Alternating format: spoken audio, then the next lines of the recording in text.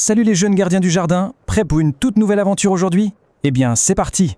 Vous savez, on pense souvent que la magie ou les mondes extraordinaires se trouvent très très loin dans l'espace. Mais en fait, il y a un univers entier, super coloré et vraiment mignon qui se cache juste là, sous notre nez, dans le jardin. Alors ouvrez grand vos yeux et vos oreilles, car nous allons devenir de véritables explorateurs de la nature. Imaginez un peu la scène. Il fait nuit noire, le vent souffle doucement dans les feuilles, et soudain, chouf! Quelque chose traverse le ciel à toute vitesse et fait un petit boom en atterrissant dans la terre. Alors à votre avis, qu'est-ce qui a bien pu tomber du ciel comme ça? Notre amie Lulu a jeté un œil par la fenêtre et elle a découvert un étrange météore violet qui brillait de 1000 feux juste sous le citronnier. Et croyez-moi, ce n'était pas un simple caillou de l'espace. Mais juste avant de foncer voir ce météore, il faut qu'on apprenne un mot scientifique super important. C'est le mot habitat. Un habitat, c'est tout simplement la maison naturelle d'un animal ou d'une plante. Le jardin normal où vous jouez tous les jours, c'est en fait une immense ville pleine de vie. C'est l'habitat de plein de petits héros, comme Lulu et sa super copine Felfela la fourmi. Et vous allez voir que leur maison était sur le point de changer complètement. Dès le lendemain matin, finit l'herbe verte et tranquille. À la place du cratère, une incroyable forêt de champignons violets et luisants avait poussé à une vitesse folle. Pour aller explorer ça, Lulu a utilisé une poudre magique de jasmin argenté pour rétrécir et devenir aussi petite qu'une fourmi. Zoom! En un éclair, elle s'est retrouvée au milieu de ce paysage extraterrestre fascinant, avec des tas de petites lumières et une drôle de poussière scintillante qui flottait dans l'air. En s'aventurant sous ces énormes champignons, nos deux amis ont découvert le cœur du mystère. Il y avait là une petite machine en métal avec un écran rouge qui clignotait. Et soudain, une toute petite voix a fait « Bip boop, bonjour humaines et fourmis ».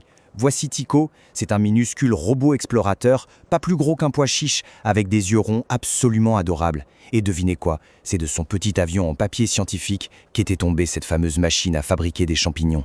Bon, les lumières sont jolies, c'est sûr, mais Tico est en pleine panique. Vous savez pourquoi? Parce que cette magnifique poussière violette qui brille, c'est en réalité une redoutable poussière endormante. Si on n'arrête pas la machine avec une petite clé dorée spéciale, tous les animaux, tous les insectes travailleurs, bref, tout l'habitat du jardin va s'endormir profondément pendant une année entière. Vous imaginez? 1 an sans bouger. Il fallait faire vite, très vite. Pour retrouver cette fameuse clé dorée, notre petite équipe va devoir faire un sacré voyage. On part du citronnier, on traverse la forêt de champignons violets qui ne cesse de grandir pour finalement s'enfoncer tout au fond du labyrinthe sombre des racines. C'est un endroit super étroit et effrayant, un peu comme les couloirs d'un vieux château hanté. Il va leur falloir beaucoup de courage. Et c'est le moment parfait pour notre deuxième mot scientifique du jour, insecte. Un insecte, c'est un petit animal qui possède exactement 6 pattes. Et qui est le meilleur insecte pour nous aider ici? Felfela, la fourmi, évidemment. Ces 6 pattes sont absolument parfaites pour s'accrocher, grimper et trouver son chemin en toute sécurité sur les racines glissantes du labyrinthe. Mais dans le noir terrifiant de ces racines géantes, le secret pour avancer, c'est de s'entraider. Le travail d'équipe gagne toujours. Quand le petit Tico a gémi que sa batterie était faible, Lulu l'a tout de suite pris sur ses épaules pour le porter. Et devant, Felfela ouvrait la marche comme une vraie chef avec ses 6 pattes. En partageant leurs forces, ils n'ont même plus peur de l'obscurité. C'est ça, la vraie magie de l'amitié. Soudain, ils entendent un bruit étrange. Twing, twing, comme des cordes de guitare. Ils lèvent les yeux et tout en haut, accrochée à d'épais fils de soie blanche, brille la petite clé dorée. Mais attention, elle a un gardien. Une voix énorme et dramatique résonne d'en haut. « Qui ose entrer dans ma toile artistique ?» C'était l'araignée tissante géante, une grande artiste un peu susceptible qui gardait le labyrinthe. Alors là, gros problème. L'araignée ne voulait surtout pas s'endormir pendant 1 an car elle avait plein de toiles magnifiques à tisser. Sauf que le vent avait complètement emmêlé ses chefs-d'œuvre. Je vous pose la question les amis, comment nos explorateurs qui sont tout petits peuvent-ils récupérer la clé sans se bagarrer avec cette araignée géante? Est-ce qu'on peut utiliser notre cerveau et notre gentillesse à la place? Eh bien oui, Felfela s'avance courageusement et dit à l'araignée qu'elle adore l'ingénierie. Ni une ni deux, l'insecte intelligent utilise ses 6 pattes avec une agilité incroyable. Elle défait chaque nœud collant avec une douceur infinie sans rien à casser du tout, pendant que Lulu l'encourage et que Tico fait les calculs. L'araignée est tellement heureuse de retrouver son art réparé qu'elle leur offre la clé dorée. Vous voyez, la gentillesse est toujours plus forte que la bagarre. Mais à peine ont-ils la clé en main qu'une alarme retentit. Tico annonce paniqué qu'il ne reste que 15 toutes petites minutes avant que la poussière endormante n'explose pour de bon dans tout le jardin. 15 minutes, c'est super court. Il faut absolument faire demi-tour et courir à travers la forêt violette le plus vite possible. La course contre la montre a commencé. Ils courent de toute leur force, mais la forêt libère de plus en plus de poussière magique. Et là, c'est le drame. Felfela commence à bâiller très très fort. Ses yeux se ferment, elle s'endort en plein milieu du chemin. Heureusement, Tycho est plein de ressources. Il déclenche son alarme d'urgence. Un énorme bip-bip ridicule, on aurait dit un klaxon de Cloud. Felfela fait un bond géant, complètement réveillé, et ils repartent de plus belle, sauvés par un bruit rigolo. Sauf qu'ils ne sont pas au bout de leur surprise. En plein milieu du chemin, un immense barrage naturel les arrête. Une armée entière de gros scarabées noirs bloque le passage. Avec toute cette étrange poussière dans l'air, les pauvres coléoptères sont complètement perdus et du coup ils sont hyper grognons. Le chef refuse de bouger d'1 millimètre. Comment faire pour passer ce mur d'insectes fâchés alors que le temps file à toute vitesse? C'est là que Tycho prouve qu'il est un vrai super-héros. Plutôt que d'essayer de forcer le passage, il allume ses grands yeux ronds pour projeter des lumières superbes et super colorées dans le brouillard violet. Il devient un petit phare pour les scarabées.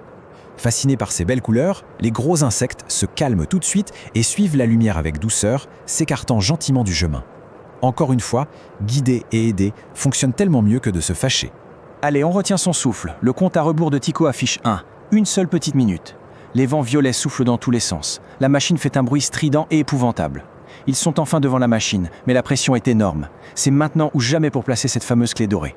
Lulu, les mains toutes tremblantes, tente d'insérer la clé dans la serrure. Mais ça bloque, ça ne veut pas rentrer et la poussière vole partout. Felfela, avec son super cerveau d'ingénieur, crie les instructions à Lulu. Allez, pousse la clé à fond, maintenant, soulève-la un tout petit peu et tourne à droite. Lulu met toutes ses forces. 1, 2, 3, clic! Le verrou se débloque à la toute dernière seconde. Ouf, quel soulagement monumental! L'écran rouge qui clignotait au danger s'éteint instantanément pour laisser place à une belle lumière verte toute douce. Pfiou! Avec un souffle magique, les gros champignons violets rétrécissent et disparaissent dans la terre, laissant revenir notre belle herbe bien verte. L'habitat est sauvé de justesse, tout le monde va pouvoir rester éveillé. C'est déjà l'heure de se dire au revoir. Tycho remercie chaleureusement nos deux héroïnes, en disant qu'elles sont les créatures les plus courageuses de toute la planète. Soudain, porté par le vent, son petit avion en papier scientifique revient vers lui. Il grimpe à bord et s'envole en faisant un dernier petit bip-boop joyeux. Quelques secondes plus tard, la poudre de jasmin cesse de faire effet et Lulu retrouve sa taille normale sous un grand soleil radieux. Tout ça me fait penser à quelque chose de formidable. Si un monde aussi vaste, mystérieux et génial se cachait juste sous un citronnier, imaginez un peu tout ce qui vous attend à l'extérieur. Quels incroyables insectes, quel super habitat, quels petits héros à 6 pattes n'attendent que vous pour être découverts dans votre propre jardin en ce moment même. La nature est pleine de surprises, alors allez dehors, soyez curieux, soyez gentils avec chaque petite bête et devenez à votre tour de vrais gardiens du jardin. À très vite pour une prochaine exploration.